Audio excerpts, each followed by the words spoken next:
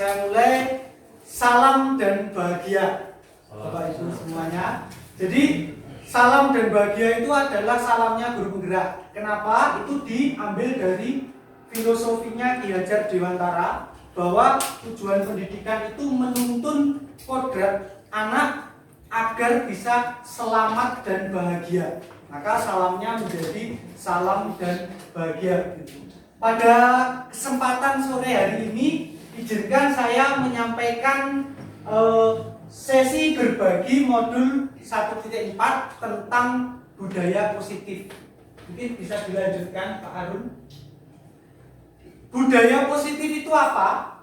Budaya positif itu adalah sebuah rangkaian perilaku yang ada di sekolah ini yang menunjukkan arah positif. Dan itu namanya budaya itu adalah berasal dari dalam diri sendiri. Artinya kalau budaya positif itu ada di SMA Negeri 1 Merayun, berarti seluruh warga SMA Negeri 1 Merayun, baik itu guru, siswa maupun tenaga kependidikan, itu memiliki gerak yang sama untuk mewujudkan sebuah perilaku yang positif tadi. Nah itu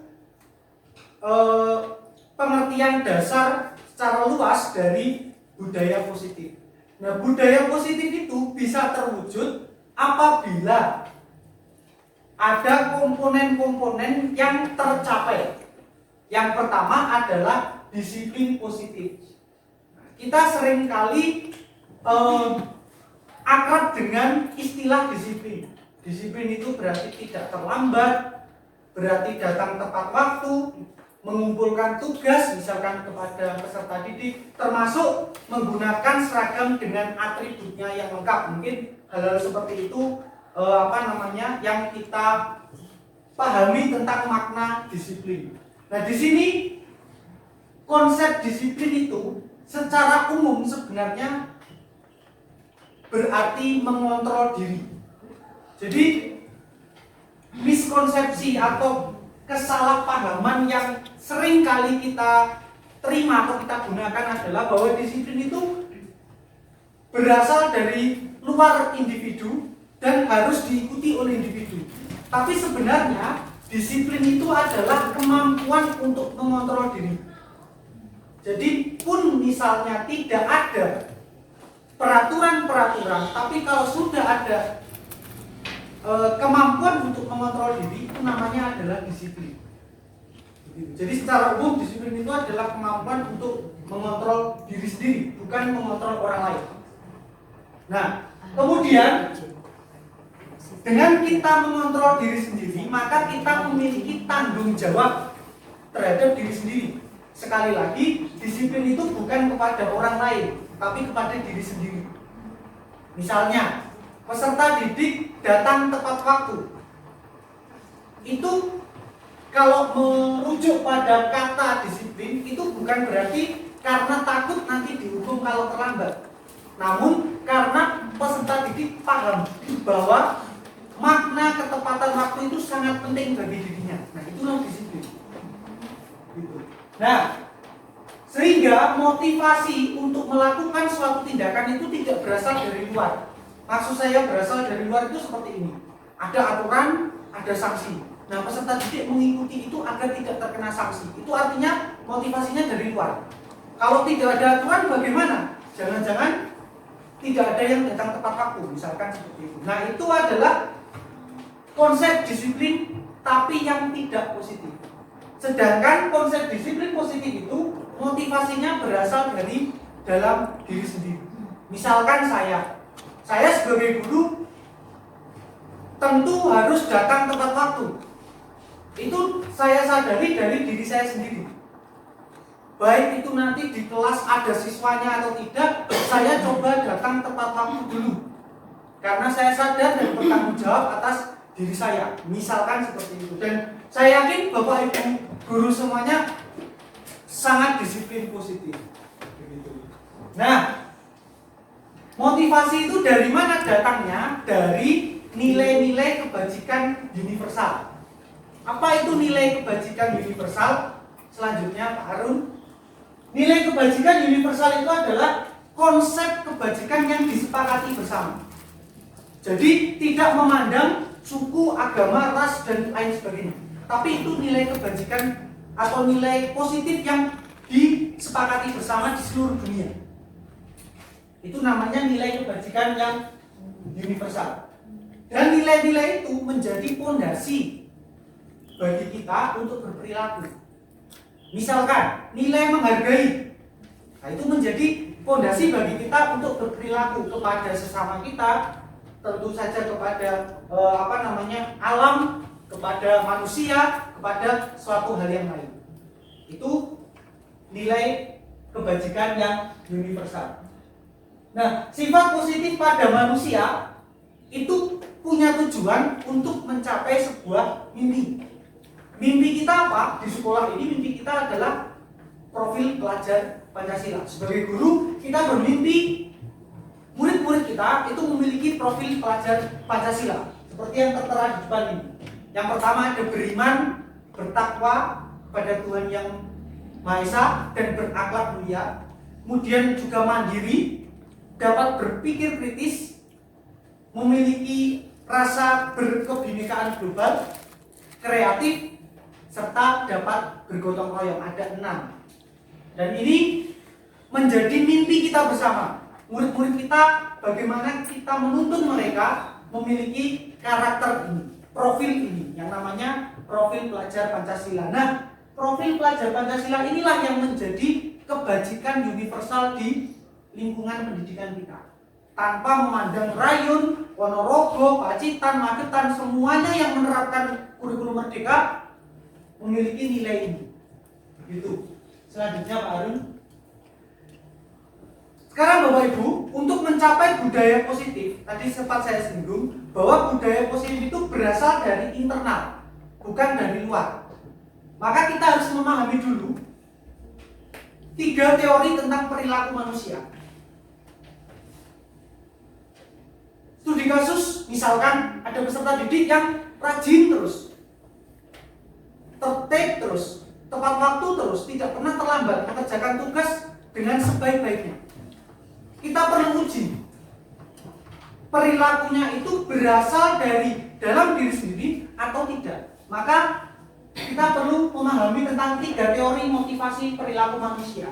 Teori pertama itu adalah menghindari ketidaknyamanan atau hukuman. Maksudnya begini, bahwa seseorang itu melakukan sesuatu karena takut kalau dihukum. Oh, saya tak datang tepat waktu, nanti saya takut dimarahi bapak guru atau ibu guru. Nah, itu ada orang yang berperilaku karena menghindari ketidaknyamanan. Saya tak berlaku baik supaya nanti saya tidak dihukum oleh teman saya, supaya saya tidak dirasani oleh teman saya. Nah, itu adalah teori pertama. Yang kedua adalah mendapatkan imbalan atau penghargaan dari orang lain. Oh, saya tak mengerjakan tugas paling awal supaya saya dipuji oleh Bu Tesa misalkan. Oh, saya tak datang tepat waktu supaya saya dipuji oleh Pak Novan misalkan, seperti itu. Itu motivasi yang kedua. Melakukan sesuatu karena ada imbalannya.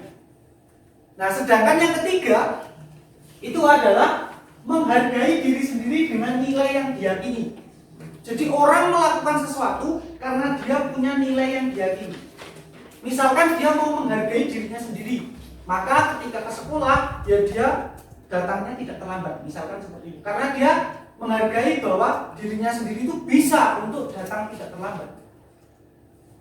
Dari ketiga itu, mana yang paling baik? Yang paling baik adalah yang nomor 3. Dari ketiga teori itu, yang paling baik adalah yang nomor 3. Karena nomor 1 dan nomor 2 itu motivasinya berasal dari eksternal atau dari luar. Sedangkan yang nomor 3 itu adalah motivasinya berasal dari diri sendiri atau dari yang disebut sebagai motivasi intrinsik, berasal dari dalam diri sendiri. Kelemahannya yang nomor 1 adalah apabila hukuman itu dihilangkan, maka dia akan kembali ke sifatnya yang semula. Karena dia hanya berperilaku baik karena takut akan hukum. Itu Itu kelemahannya teori pertama. Teori kedua memiliki kelemahan juga. Dia atau orang yang melakukan sesuatu karena ingin mendapatkan imbalan, ketika dia sudah melakukan sesuatu dan tidak mendapatkan imbalan, maka dia akan menjadi kecewa. Apa dampaknya? Dia tidak akan mau untuk melakukan itu lagi, karena itu berasal dari luar. Sedangkan apabila berasal dari dalam, mau ada imbalannya atau tidak, mau ada aturannya atau tidak, orang tersebut atau individu tersebut tetap melakukan apa nilai-nilai kebajikan yang dia yakini. Sehingga dari 3 teori tadi, bagaimana sekarang cara kita untuk sebagai guru untuk menumbuhkan motivasi internal peserta didik atau intrinsik peserta didik. Itu yang menjadi pertanyaan besar kita. Bukan untuk memberikan imbalan kepada mereka, bukan juga untuk menghukum mereka, tapi menumbuhkan motivasi intrinsik dari peserta didik. Dan itu sulit apabila diterapkan. Realitanya sangat sulit. Saya pribadi juga menyampaikan ketika proses pembelajaran di PGP, pendidikan guru penggerak, itu sulit diterapkan. Gitu. Realitanya. Tapi itu adalah kondisi ideal yang terus kita capai. Selanjutnya Pak Harun. Nah, Bapak Ibu, untuk selanjutnya terkait dengan hukuman, konsekuensi, dan restitusi. Kita akan beralih kepada materi tentang apa itu hukuman, apa itu konsekuensi, dan apa itu restitusi. Apabila kita bagi ke dalam 3 step atau 3 tahapan, hukuman itu berada di tahap yang paling bawah, yang sebisa mungkin zaman sekarang kita hindari. Kedua, itu adalah konsekuensi. Ketiga, itu adalah restitusi. Nanti fokus kita pada poin yang ketiga ini, restitusi. Tapi kita bahas dulu terkait dengan hukuman. Apa itu hukuman? Hukuman itu menunjukkan bahwa siswa itu gagal, memberikan identitas kepada siswa bahwa mereka gagal. Mereka gagal melakukan sesuatu, atau mereka gagal menuruti sesuatu. Itu artinya hukuman. Secara tidak langsung kita memberikan label kepada siswa bahwa siswa itu gagal. Itu hukuman. Hukuman berarti sesuatu yang tidak diharapkan siswa tapi terjadi pada siswa tersebut. Contoh, ketika kita mengajar kemudian ada siswa yang tidak bisa menjawab pertanyaan kita, kemudian kita berikan hukuman. Kamu tidak bisa menjawab, sekarang kamu lari keliling lapangan 100 kali misalkan. Kecenderungannya hukuman itu adalah tidak relevan dengan materi yang dibahas. Pelanggarannya apa, hukumannya apa. Kecenderungannya seperti itu. Kata-kata yang sering keluar adalah misalkan kamu salah, kamu tidak bisa kepada siswa. Kamu tidak taat aturan, itu adalah hukuman. Dan cenderungnya juga nada yang digunakan itu adalah nada yang tinggi, atau misalkan memaki dan sebagainya, itu hukuman. Yang kedua, konsekuensi. Konsekuensi itu lebih baik daripada hukuman. Namun itu pun juga membuat identitas siswa menjadi pribadi yang gagal sebenarnya. Konsekuensi itu lebih baik daripada hukuman. Misalkan seperti ini. Ketika di kelas kita sedang melakukan pembelajaran, kemudian ada siswa yang datang terlambat. Lalu saya misalkan sebagai guru menyampaikan, kamu datang terlambat, berarti konsekuensimu apa?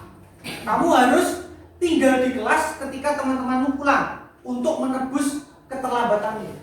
Sebenarnya relevan dengan apa yang menjadi persoalan, tapi itu juga membuat siswa tersebut identitasnya gagal.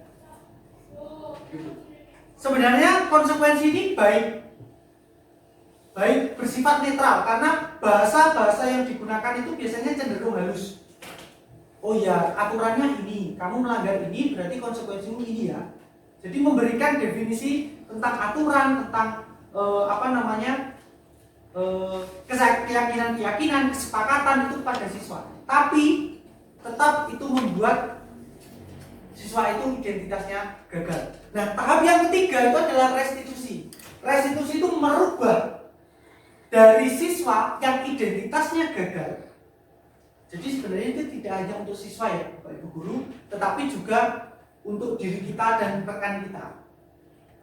Restitusi itu adalah mengubah identitas dari yang semula gagal menjadi sukses. Ini poin yang level yang paling tinggi dalam memecahkan suatu problem. Nah, bagaimana teknis tentang restitusi? Silakan Pak Harun dilanjutkan. Teknis tentang restitusi itu yang pertama adalah guru atau kita itu harus memahami dulu posisi kita. Bapak Ibu, disadari atau tidak, kita punya sebuah posisi kontrol. Kita punya wewenang untuk mengontrol siswa. Tergantung kita mau menggunakan posisi yang seperti apa. Ada 5 posisi kontrol. Yang pertama adalah sebagai penghukum. Posisi kontrol sebagai penghukum itu adalah bahwa guru melakukan tindakan hukuman kepada peserta didiknya. Biasanya yang muncul adalah kata-kata yang cenderung nadanya tinggi. Memberikan hukuman. Itu adalah posisi sebagai penghukum. Yang kedua adalah posisi sebagai pembuat merasa bersalah. Jadi posisi kedua ini kalau dalam istilahnya sehari-hari kayak play victim. Misalkan ketika saya mengajar, kemudian ada siswa yang tidak mengerjakan tugas misalkan. Terus saya menyampaikan, tolong dikerjakan tugasnya. Nanti kalau kalian tidak mengerjakan tugas, saya nanti dimarahi Bapak Kepala Sekolah. Jadi membuat siswa itu merasa, oh ya gara-gara saya, guru saya dimarahi. Atau juga tolong kalian jangan rame. Kalau kalian rame, nanti saya dimarahi oleh Bu ini, Pak ini. Jadi membuat siswa itu merasa bersalah. Gitu. Atau bisa jadi kamu tidak kasihan toh sama saya. Kalian tidak kasihan dengan saya. Saya sudah capek-capek, tapi kalian tetap seenaknya sendiri. Nah, sehingga membuat siswa itu merasa bersalah atas perilakunya. Itu posisi kontrol yang kedua. Yang ketiga adalah pemantau. Kalau pemantau itu guru cenderung membuat jarak dengan siswa. Misalkan ada siswa yang terlambat, kemudian gerbang sudah ditutup baru datang. Yang disampaikan adalah kamu terlambat. Sanksinya apa? Sanksinya ini Pak, ya sudah jalankan. Tapi saya punya alasan, tidak ada. Sanksinya ini jalankan. Jadi dia hanya pemantau, memantau apa yang sudah ditulis atau diatur dengan perilakunya. Kalau sesuai ya dibiarkan, kalau tidak sesuai ya dilakukan sesuai dengan aturan itu. Jadi pemantau. Nah yang keempat itu adalah posisi sebagai teman. Posisi sebagai teman itu adalah posisi di mana guru itu sangat dekat dengan peserta didik. Positifnya adalah peserta didik menjadi terbuka. Tapi negatifnya kadang-kadang tidak objektif dalam menilai peserta didik. Karena terlalu akrab akhirnya, oh ya sudah tidak apa-apa kalau kamu nanti Bapak bantu. Misalkan. Ya misalkan. Nah, yang kelima itu adalah sebagai manajer. Sebagai manajer itu, jadi guru itu memposisikan diri sebagai teman peserta didik, tapi juga memposisikan diri sebagai posisi kontrol yang dapat memperbaiki perilaku peserta didik. Bedanya dengan teman tadi, kalau posisi sebagai teman itu berarti bisa jadi guru itu membatalkan tugasnya hanya gara-gara sungkan dengan peserta didik. Tapi kalau sebagai manajer ada keseimbangan antara apa kewajibannya dan apa posisi kontrolnya. Itu sebagai manajer. Dari kelima itu yang paling bagus adalah yang paling bawah yang saya beri tanda merah sebagai manajer. Nah, kemudian saya berefleksi Bapak Ibu ketika mendapatkan materi ini, saya berefleksi. Saya itu sebagai apa ya? Nah, kayaknya saya itu lebih ke teman kayaknya. Jadi itu sebenarnya juga ada positifnya tapi tidak selalu positif, ada negatifnya juga. Nah, yang paling bagus atau ideal itu adalah sebagai manajer. Jadi tadi ada restitusi dan posisi kontrol sebagai manajer. Jadi begitu. Nah, yang saya tanyakan ketika mempelajari modul ini pada pemateri, fasilitator maupun instruktur dulu adalah apakah bisa seorang guru itu berubah posisinya? Jadi hari Senin sebagai penghukum, misalkan Selasa sebagai kan 5 hari kerja ya, itu setiap hari beda, misalkan seperti itu. Apakah bisa? Jawabannya adalah begini. Jadi jawaban idealnya, ya idealnya sebagai manajer semua. Iya, tapi dalam prakteknya kan susah memang. Kita kadang-kadang teori dengan praktek itu ada missing linknya, ketidak sinkronnya kan bisa. Tapi ya kita itu tadi, kita tetap berusaha untuk menjadi manajer bagi peserta didik kita. Meskipun secara praktek mungkin susah sekali. Karena kita juga manusia, ya jadi kan kita emosi. Mungkin saya juga emosi, ya akhirnya udah ambil posisi pertama aja dihukum semuanya, bisa jadi. Karena masih labil, kayak namanya manusia kadang juga emosi. Tapi yang paling baik adalah yang manajer. Mungkin seperti itu. Nah, selanjutnya baru ya. Kemudian tadi sudah ada restitusi, sudah ada posisi kontrol kita sebagai guru itu seperti apa. Nah, selanjutnya adalah bagaimana sih sebenarnya kita membuat sebuah keyakinan kelas atau kesepakatan. Bisa kelas, bisa sekolah. Kita itu sudah memiliki namanya kesepakatan guru yang di belakangnya besar. Gitu. Nah, secara teori sebenarnya ada tahapan-tahapannya. Tahapan pertama itu adalah membuat peraturan dulu. Jadi apa yang boleh dan apa yang tidak boleh. Misalkan dilarang mencontek, dilarang keluar kelas sebelum jam pelajaran selesai dan sebagainya. Nah, setelah peraturan itu dibuat semuanya, tentu ini melibatkan peserta didik. Jadi kita lebih banyak diskusi dengan peserta didik, membuat peraturan apa yang boleh dan tidak boleh. Lalu selanjutnya adalah membuat dari peraturan itu menjadi kalimat yang positif. Misalkan dilarang mencontek, diganti kalimatnya menjadi mengerjakan secara mandiri. Jadi dibuat positif. Kata-kata seperti jangan, dilarang, tidak boleh itu dihilangkan, diganti dengan kalimat yang lebih positif. Itu step kedua, tahap kedua.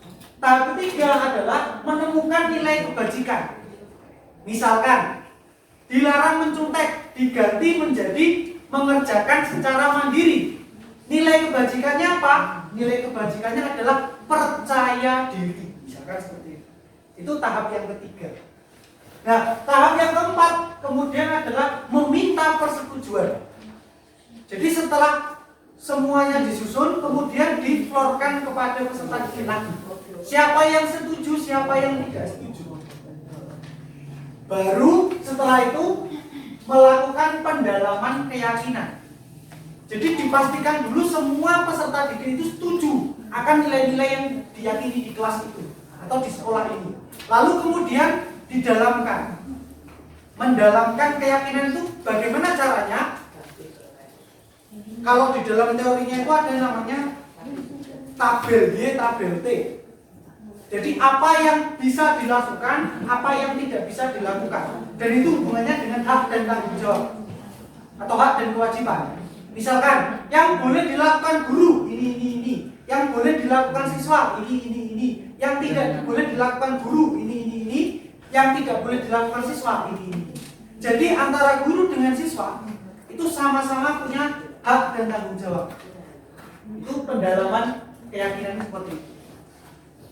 Nah, selanjutnya baru terakhir Bapak Ibu, setelah ada keyakinan kelas atau sekolah, kemudian ada posisi kontrol tadi, kemudian ada posisi restitusi. Sekarang ke teknisnya.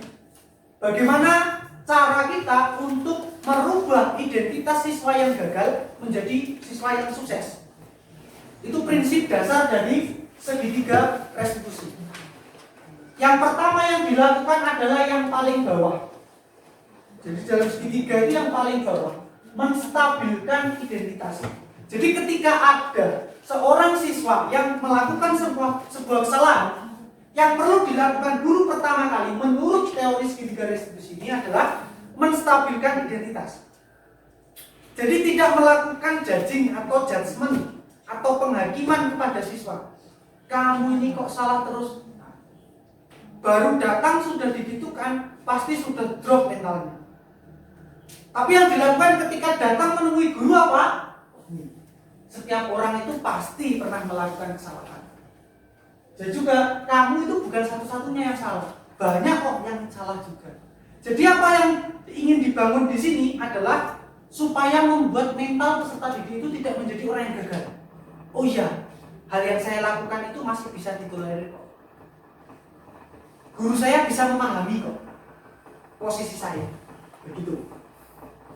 Lalu yang kedua adalah memvalidasi tindakan yang salah. Nah ini pertama kali saya baca ini saya bingung juga. Loh, kok tindakan yang salah divalidkan ini gimana? Berarti boleh dong melakukan kesalahan. Nah ternyata jawabannya bukan seperti itu. Jawabannya adalah memvalidasi tindakan yang salah itu membuat peserta didik menyadari bahwa apa yang dilakukan itu kurang benar, ya, tetapi juga masih ada kebenarannya. Maksudnya begitu. Contoh-contoh yang dilakukan adalah, misalkan ada pertanyaan begini, adakah cara yang lebih efektif untuk mendapatkan apa yang kamu butuhkan? Misalkan seperti itu. Misalkan ada siswa yang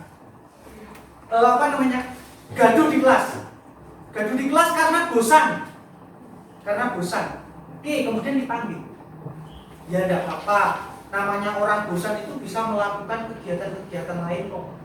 Tapi apakah ada cara yang lebih baik supaya kamu bisa mengusir kebosanan itu tapi tidak mengganggu teman-temanmu atau tidak membuat gaduh di kelas? Nah, seperti itu. Itu contohnya. Atau juga kita bisa menanyakan alasan. Tentu kamu melakukan sesuatu itu karena ada alasannya. Nah, apa alasannya? Coba ceritakan kepada saya, atau kepada bapak, atau kepada ibu. Nah, tahap yang ketiga itu adalah menanyakan keyakinan. Jadi setelah tahap pertama tadi, menstabilkan identitas, kemudian memvalidasi tindakan yang salah, lalu yang ketiga adalah menanyakan keyakinan. Tadi keyakinan yang sudah dibuat tadi, apa yang kita yakini di kelas kita? Oh, yang kita yakini ini.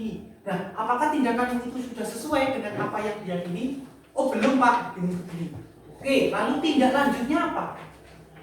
Saya akan begini Pak, begini. Nah itu. Jadi segitiga restitusi itu bertujuan untuk mengajak peserta didik menemukanali apa yang dia lakukan dan mencari solusi yang paling baik. Sehingga nanti ketika dia kembali kepada komunitas atau kepada kelompoknya, dia sudah menjadi pribadi yang lebih baik lagi. Itu sebenarnya tujuan dari segitiga restitusi. Begitu. Nah, silakan di next Pak Arun.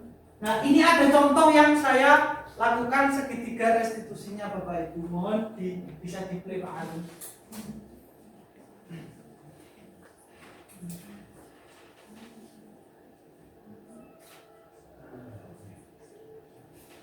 Suaranya ada tapi koneksinya yang sepertinya kurang maksimal.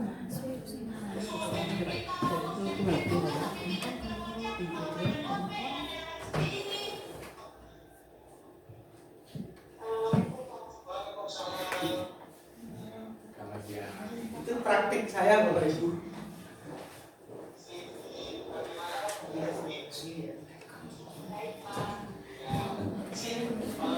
Saya minggu lalu.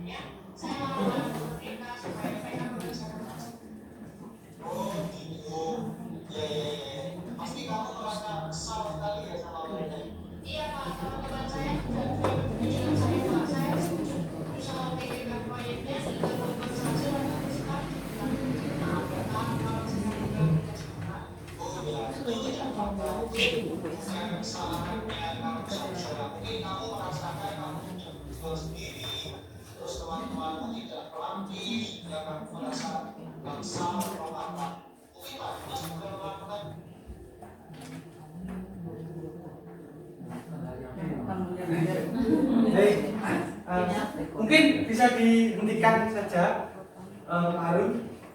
Jadi Bapak Ibu, kira-kira gambaran itu nanti gambaran utuhnya ada di YouTube saya, tolong ditonton ya, karena penontonnya masih sedikit. Tolong ditonton. Itu gambaran utuhnya seperti itu. Oh iya, nanti linknya akan saya share di grup. Baik, terima kasih. Bapak Ibu,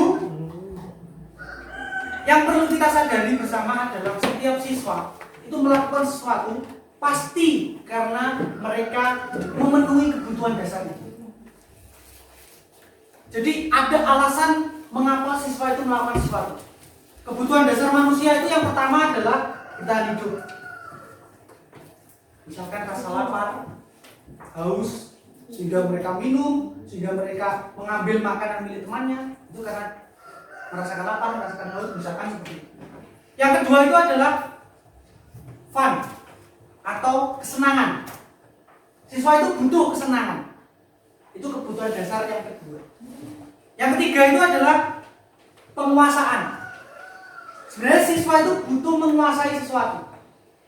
Misalkan dia menjadi tidak mau belajar karena tidak paham materinya, berarti penguasaannya yang rendah. Jadi kebutuhan dasar itu menjadi alasan bagi siswa untuk melakukan sesuatu. Nah, selama kita bisa mengenali kebutuhan dasar itu dan mengajak siswa untuk menyelesaikan kebutuhan dasarnya, maka perilaku siswa itu kita yakini pasti akan semakin lama semakin baik. Kira-kira seperti itu materi yang bisa saya sampaikan. Mungkin ada satu atau dua pertanyaan dari Bapak Ibu. Monggo. Ya, dua nggih, Bu Tari dan Bu Wahyu, monggo. Silakan. Terima kasih Pak Direktur. Saya ingin menanyakan, kalau anak itu disiplin di sekolah karena takut dengan guru, kalau di rumah tidak disiplin, itu bagaimana cara mengatasi dan itu termasuk yang mana, Mas? Baik, terima kasih. Saya tampung ya, Bu Tari, terima kasih. Apa pertanyaannya? Bu Ayu mungkin? Ini Pak, saya mulai kemarin itu sebenarnya sudah tanya sama Pak Novan, karena saya setiap membaca WA Pak Novan itu saya penasaran. Kemudian ini Pak tentang posisi kontrol Pak, 5 posisi kontrol itu kan salah satunya itu ada teman. Dan saya awam rasanya ketika saya membaca WA-nya Pak Novan teman-teman, ternyata tuh saya berpikir ke saya teman-teman itu akhirnya tidak. Nah saya tanya Pak Novan, apakah ini ada katanya dengan guru penggerak atau dengan ramah anak gitu. Nah kalau memang tidak usah teman-teman, tapi kita dibarengi dengan sikap saja supaya anak itu bisa dekat dengan guru, dengan kita tidak harus dengan teman. Nah ternyata kan ada posisi manajer ya, gitu. Nah, alangkah baiknya kalau kita mungkin ya bukan kita kok engkau masa teman-teman terus disepelekan, tidak, tapi kan juga ada pilihan lain manajer itu yang lebih bagus, nonton Pak. Ya, terima kasih Bu Ayu. Saya, oh ya, benar satu lagi ya Bu. Terima kasih Pak Dimas. Terkait disiplin positif luar biasa, mimpi seandainya itu bisa terjadi merupakan sekolah keren kita ya. Tapi selama saya di sini, akar masalahnya adalah anak-anak di sini itu mengalami masalah orientasi masa depan. Dan itu bukan berasal dari sekolah, tapi dari rumah. Dan banyak sekali. Pertanyaan saya, bagaimana triknya menurut narasumber untuk membangkitkan disiplin tersebut itu, karena memang rata-rata mereka punya masalah orientasi masa depan. Ya, terima kasih. Baik, karena waktunya juga terbatas Bapak Ibu, mungkin 3 ya Bapak Ibu. Saya jawab semampu saya, karena sekali lagi saya juga masih belajar. Pertama, terkait dengan pertanyaan Ibu Tari tadi, bahwa bagaimana jika siswa itu di sekolah sangat disiplin karena takut akan hukuman dan sebagainya, tapi di rumahnya berbeda, mungkin bisa 180 derajat berbedanya karena tidak ada itu. Nah, itulah problemnya. Ketika dari teori motivasi, ketika siswa atau seseorang itu melakukan sesuatu hanya karena menghindari hukuman atau ketidaknyamanan, maka ketika hukuman atau ketidaknyamanan itu hilang, maka dia akan kembali ke posisi awalnya yang seenaknya sendiri. Itu adalah kelemahan sebenarnya dari teori motivasi yang pertama. Lalu bagaimana triknya atau tipsnya bagaimana? Tentu menurut teori itu yang paling baik adalah menimbulkan atau memunculkan motivasi intrinsik dari dalam diri peserta didik. Yang jadi masalah adalah itu sulit sekali dilakukan atau diterapkan. Maksudnya adalah sulit diterapkan, mengapa? Karena setiap peserta didik itu punya kebutuhan-kebutuhan masing-masing. Ada yang tadi misalkan ada kebutuhan tentang bertahan hidup, kebutuhan tentang kesenangan, ya tentang penguasaan dan sebagainya. Itu kebutuhan tentang merasa diterima atau dicintai dan sebagainya. Nah, itu sulit sekali.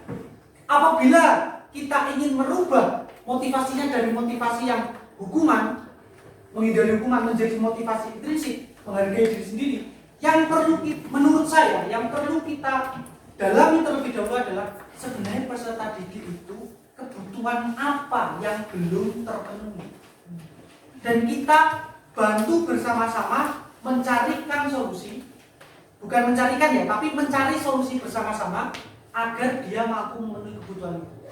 Maka itulah salah satu cara untuk dapat merubah dari motivasi yang bersifat eksternal menjadi yang bersifat intrinsik atau internal. Itu dari Bu Tari. Kemudian dari Bu Wahyu. Terima kasih. Kasusnya Pak Novan itu sama dengan kasus saya, Bu Wahyu sebenarnya. Karena mungkin saya juga seringkali kalau di WA grup kelas itu seringkali kan teman-teman saya hari ini tidak masuk, misalkan tolong dikerjakan bla bla bla bla begitu. Saya menggunakan kosakata itu. Kalau ditanyakan apakah itu ada di pendidikan guru penggerak, itu tidak ada. Sejauh yang saya alami sampai detik ini tidak ada. Jadi tidak ada panggilan harus memanggil teman, itu tidak ada. Itu murni karena saya sendiri. Mungkin karena Pak Novan sendiri juga dengan berbagai alasannya. Saya juga punya alasan sendiri. Tapi kalau di pendidikan guru penggerak sejauh sampai saat ini itu tidak ada. Manggilnya ya murid, siswa, anak gitu. Ya. Jadi tidak ada ketentuan harus memanggilnya teman supaya akrab, tidak. Karena posisi sebagai teman itu bukan berarti memanggilnya dalam bentuk teman-teman, bukan, tapi kita menemani mereka. Sebenarnya begitu, lebih ke perilaku, bukan panggilan. Gitu. Itu menurut saya soal kebiasaan. Termasuk saya juga kebiasaan. Makanya sedikit-sedikit ingin saya rubah. Di WA group misalkan itu namanya jadi anak-anak gitu. Kalau kadang saya ganti, tolong kelas 10 berapa atau 11 berapa, ya saya ganti begitu. Saya hindari kata-kata itu. Mungkin seperti itu. Apa? Saya belum pernah tahu kalau Pak Dimas, tapi kalau Pak gitu ya. Pak Novan sering gitu. Oh iya. Di WA grup kelas sering kali Bu saya seperti itu juga. Dan itu mungkin terima kasih, itu juga masukan juga, karena biar bagaimanapun memang guru itu Ignarso Sumtulodo gitu ya. Di depan kan memberi contoh. Terima kasih. Terus pertanyaan dari Bu Nur. Ya, tadi bagaimana untuk menimbulkan motivasi orientasi kepada masa depan begitu ya Bu Nur. Iya, karena masalahnya itu sehingga dia itu cenderung untuk tidak berperilaku positif. Iya. Terima kasih Bu Nur. ada, ini pendapat saya, kembali lagi ini pendapat saya dan agak sedikit saya singgung kepada materi ini. Pertama adalah kebutuhan dasar apa yang mereka tidak penuhi atau belum terpenuhi. Itu poin penting.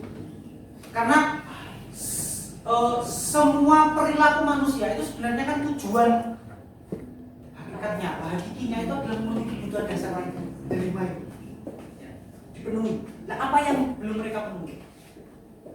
Misalkan, contoh, karena terkait dengan finansial, ya, terkait dengan finansial, berarti kebutuhan untuk bertahan hidup. Kita bisa golongkan kebutuhan untuk bertahan hidup.